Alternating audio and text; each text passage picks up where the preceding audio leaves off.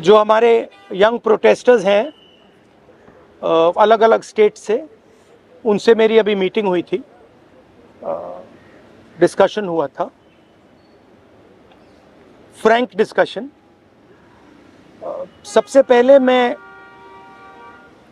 इनके जैसे जो हजारों यंगस्टर्स हैं, इनका और उनका धन्यवाद करना चाहता हूं कि ये कॉन्स्टिट्यूशन के लिए लड़े, एजुकेशन सिस्टम के लिए लड़े और इंडिया के फ्यूचर के लिए लड़े। मेन डिस्कशन वायलेंस पे था, हिंसा पे था, और इनका कहना है कि इन्होंने किसी पर हिंसा नहीं की, मगर इनका नॉन स्टॉप हरासमेंट हो रहा है, इनको धमकाया गया और इन पर लाठियां चलाई गई, इनको मारा गया। तो मैं चाहूंगा कि दो शब्द ये भी बोलें।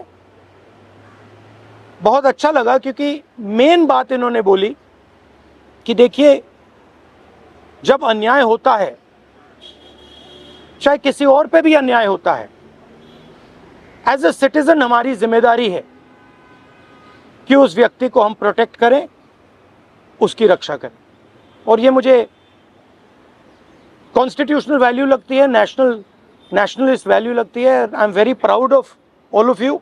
I am very proud of every single young person who has done this. You have done nothing wrong, and the question of accepting your apology does not arise. You do not have to apologize to anybody.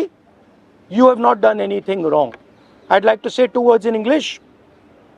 We had a freewheeling conversation with some of the young protesters.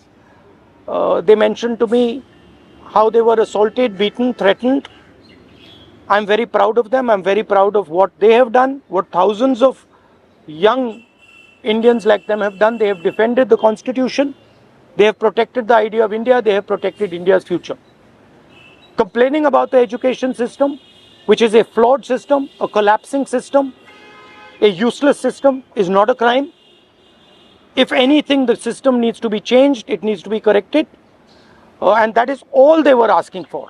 They were not doing violence, they were not being aggressive, they were not being nasty. They were beaten, they were assaulted, they are threatened. Accepting their apology, forcing them first, sending gundas to their house. महिलाओं के घर में गुंडा भेजने के बाद forcibly उनसे apology, 15 साल की बच्ची से अपॉलॉजी लेना और फिर उस अपॉलॉजी को एक्सेप्ट करना, accepting that apology is complete nonsense. We do not accept it. We want a education system that works. We want exam leaks to stop, and we want the future of this country, who is them, to be respected and protected. So would you like to say a word? Hello everyone, मेरा नाम है रिया आहिर. मैं वो लड़की हूँ जो Mumbai police के सामने आ गई थी. यू गाइस से कि ये वो लड़की है जो वायरल हो गई है, जिन्होंने मुंबई पुलिस को रोका था. बट मैं मीडिया से ये कहना चाहूंगी, मैं वो लड़की हूँ जिन्होंने 20 बच्चों को अनलॉफुली डिटेन होने से रोका था.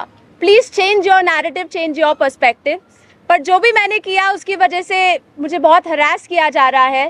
ट्रोलिंग नहीं बोलूंगी मैं, क्योंकि ये ट्रोलिंग नहीं है, ये क्राइम है. और सिर्फ यही नहीं, जनता ही नहीं बल्कि पार्टी वर्कर्स भी अभी अपने फेसबुक पर पोस्ट लगा रहे हैं, मेरे बारे में गलत बोल रहे हैं कि मैं जो कुछ भी कर रही हूँ 140 रुपीज़ में अपनी बॉडी बेच रही हूँ. सर, आप खुद ही सोचिए, उनके दिमाग में ऐसा कितनी गंदगी भरी रहेगी कि वो ये बोल रहे हैं. 27 को मैंने क्राइम रजिस्टर करवाया था. आज 5 तारीख है, मेरे हाथ में अभी तक FIR नहीं आया है. ना ये बेटियों को पढ़ने दे रहे हैं, ना ये बेटियों को बचने दे रहे हैं. मैं बस आपसे इतना कहना चाहूंगी कि एज मीडिया हमारी सबकी रिस्पॉन्सिबिलिटी होती है कि जिन बच्चों के लिए मैं खड़ी थी अब वो मेरे लिए खड़े हैं. एज ए सिटीजन हमारी भी रिस्पॉन्सिबिलिटी है कि एक दूसरे के लिए हम खड़े रहें. Thank you. एक सेकंड. हेलो, इनके बारे में मैं कहना चाहता हूँ. इनको पैलेट गन इंजरी हुई थी. ये थोड़ा आपको बताएंगे कि कहा जा रहा है कि पैलेट गन यूज नहीं की गई. ये आपको थोड़ा बताएंगे. मेरा नाम नूतन टोप्पो है और मैं झारखंड से बिलोंग करती हूँ. और प्लेट गन मैं अपने आँखों से देखी थी कि बिल्कुल। हमारे साइड गन पॉइंट किया हुआ था और जैसे ही मैं मुड़ती हूँ ऐसे पीछे से मुझे गन फायर किया गया और मुझे पता अच्छी तरह से पता है मुझे गन से ही फायर में लगी है, प्लेट गन से ही लगी है, बस मुझे ये पता है। पर जब जब देश में जंतर मंतर में 20 तारीख और जब जब अन्याय के खिलाफ हमें खड़ा होने का मौका मिले हम खड़ा होंगे जरूर। मैं फरानाज उत्तर प्रदेश से आई हूँ। मैं एज अ ग्रेजुएशन स्टूडेंट हूँ, लेकिन हम जब 20 तारीख को जंतर मंतर पे एकदम पीसफुल होके प्रोटेस्ट कर रहे थे, ये पुलिस के गुंडे बहुत बुरी तरीके से हमको मारे। इतने बुरा इंजर्ड करने के बाद में ये लोग हम लोगों पे ये बोलते हैं कि अगर आप कार्रवाई करोगे तो हम लोग भी डायरेक्ट कार्रवाई करेंगे। देन उसके बाद भी जब इनसे ये नहीं बना तो ये लोग कहने लगे, ये पुलिस का कहना था कि इनका नाम क्योंकि मुसलमान नाम से इन लोगों ने जज किया कि मैं फरानाज। पहले इन्होंने मुझे मारने के बाद बस में बिठाया, 3 घंटे तक लिटरली रखे और फिर उसके बाद बोलते हैं कि नाम क्या। मैंने कहा फरानाज। इनकी लिस्ट अलग बनाई जाएगी क्योंकि ये लोग देशद्रोही हैं।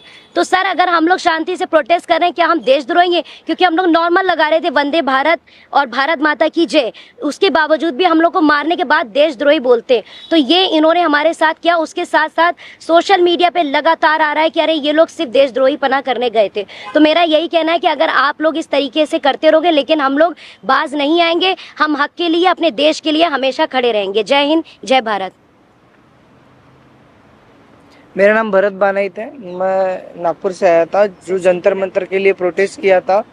उस प्रोटेस्ट में मैं 20 जून से था, पर 20 जुलाई को हुआ वाकया तो हमने धर्मेंद्र प्रधान के लिए जो इस्तीफा मांगा था, उस इस्तीफे के लिए इन्होंने इतना अत्याचार किया, इतनी बर्बरता की। शायद हमने अमित शाह का इस्तीफा मांग लिया होता तो इन्होंने हम पे सीधा गोलियां चला दी होती, बॉर्डर बना दिया होता जंतर मंतर को। मुझे इस तरीके से लगता है क्योंकि हमने जो सहा है, मैंने खुद कई बच्चों को एम्बुलेंस में डाला जो ब्लीडिंग हो रही थी, उनसे ब्लीडिंग हो रही थी। मैंने उनको डाला तो सामने जाके उनको रोका गया था।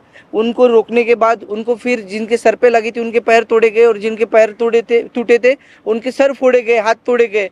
मतलब इस तरीके का वाक्य हमने देखा और अभी तक जिंदगी में मैंने ये ऐसा दिन कभी मैंने अपने जिंदगी में नहीं देखा और ये मेरे जिंदगी का ब्लैक डे था और ये जिंदगी में किसी के नहीं आना चाहिए। इसलिए सबने एक साथ सब खड़े हुए और जैसे मुझे मारा गया तो लोग मुझे देख के आए, पर अभी हमें लगता है कि उस दिन अगर हम रुकते नहीं जंतर मंतर पे तो ये लोकतंत्र का आखिरी दिन होता।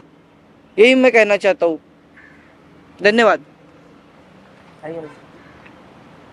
हाय एवरीवन, मेरा नाम मुस्कान है। मैं ज़्यादा कुछ नहीं बोलूँगी, मैं बस इतना बताऊँगी that I was one of the peaceful protesters at Delhi Jantar Mantar. मेरा सवाल बस ये है कि जब मैं शांति से चल रही थी तो पुलिस ने मुझे मारा क्यों? आरएएफ ऑफिसर्स ने मेरे ऊपर लाठी क्यों बजाई? और जब ये साफ साफ रूल है कि आप थाई के ऊपर नहीं मार सकते हो और एक मेल ऑफिसर किसी लड़की को नहीं मार सकता, तो एक मेल आरएएफ ऑफिसर ने why did he try to jab a baton into my buttocks? मेरा बस इतना सा सवाल है। और अगर इसके लिए जिसको भी उसने ऑर्डर दिया था, अगर वो आके मुझसे माफ़ी मांग ले तो मुझे भी बहुत खुशी मिल जाएगी। एंड सेकेंडली, क्योंकि मैंने बोला कि मेरा नाम मुस्कान है, मैं एडिशनली ये भी ऐड करना चाहूँगी कि सर ने मेरी शर्मा है। और ये मैं इसीलिए बता रही हूँ क्योंकि आजकल हर कोई मान के बैठा है कि मैं मुस्लिम हूँ और इसीलिए मुझे और ज़्यादा गालियाँ मिल रही हैं। And that does not tell anything about me, but that tells a lot about the narrative जो इस कंट्री में अभी सेट हो रहा है कि अगर इसने सरकार के खिलाफ बोल दिया तो ये तो मुस्लिम है, और जैसे ही आप किसी को मुस्लिम बना देते हो समहाउ वो अपने आप ही एंटी नेशनल कैसे बन रहा है। तो हम इस नैरेटिव को बहुत ज़्यादा आजकल फॉलो कर रहे हैं और ये जितनी भी ट्रोलिंग आजकल हो रही है इंटरनेट पे, जितना भी हरासमेंट हम लोग फेस कर रहे हैं, ये इस कंट्री का नैरेटिव बताता है बहुत साफ साफ। Thanks. So can I ask one question? आप सब लोगों से सवाल है कि आप कह रहे हो इंटिमिडेट किया जा रहा है, आप कह रहे हो डराया जा रहा है, आपकी कनेक्शन हो रहा है, even though you are standing here, what makes you standing here? No, but I want to say something else, which is even more powerful. That there are young people who are standing here in front of India's press, but Amit Shah and the Prime Minister don't have the courage to stand here. अगर ये बाहर जाएगा उसके बाद हमें रोज और गालियां पड़ने वाली हैं। They are Indian. कल को मेरे साथ गलत होगा, मेरे साथ कोई आके खड़ा नहीं होगा अगर आज मैं दूसरों के लिए आवाज नहीं उठाऊंगी। और ये ऐसी कंट्री है, टू बी वेरी ऑनेस्ट, जिन लोगों को मेरी सुरक्षा करनी चाहिए उस दिन मैं उन्हीं लोगों से पिट रही हूँ So as a woman of this country, please tell me where am I supposed to go to for my protection? मुझे बस आप इतना बता दीजिए. Just 1 second. One second. मेरा बस एक सवाल है जो भी ये देख रहा है उनसे, क्या जस्टिस आपको सिर्फ तभी मिल सकता है जब आप कोई कॉन्स्टिट्यूशनल वर्कर हो, या आर्टिकल 14 के हिसाब से जस्टिस सबके लिए इक्वल है? ये मेरा सवाल है. So no, last thing I want to say. 1 second, we're not taking any more questions. Last thing I want to say is that for them to come here, जो आपने बोला, it is an act of courage. It is not easy for them to come here. They are facing harassment, they are facing violence, they are facing torture, and I am very proud that they have the courage to speak so eloquently, so beautifully about what they are feeling. And these are exactly the type of youngsters that this country needs. There's thousands and thousands of them, and I'm extremely proud of what they have done. Final thing, the person who is responsible for this violence, the person who has had the pellet gun fire into this young lady, the person who's had the pellet gun fire into that young man I brought here, the person who has turned the police force against this young lady who's asking for their protection is Mr. Amit Shah, is the Home Minister of India. He does not have the decency to come to Parliament. He does not have the decency or the courage to comment on what has happened. And there's only two possibilities. One, he did not know that this violence was being carried out on the children, in which case he's incompetent. And two, that he ordered the shooting of the pellet gun, he ordered the violence on these children, on these youngsters, which means he is culpable. Either way, he is responsible. Thank you very much, and thank you very much for coming. All the best. Thank you.